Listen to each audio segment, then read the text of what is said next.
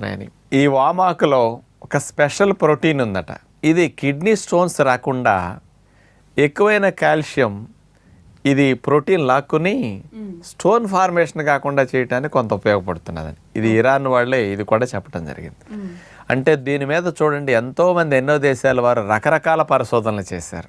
కాబట్టి వామాకులో ఉండే ఔషధ గుణాలన్నిటినీ మనం చక్కగా శరీరానికి అందించగలిగితే ఎంతో సింపుల్గా ఇట్లాంటి సమస్యల నుంచి బయటపడవచ్చు. అయితే డాక్టర్ గారు, మరి వామాకులను సాధారణంగా అయితే కనుక బజ్జీలు వేసుకుని తినడము, లేదంటే అప్పుడప్పుడు మనం చూపించినట్టుగా ఏ చట్నీలోనో వాడడమో చేస్తూ ఉంటారు.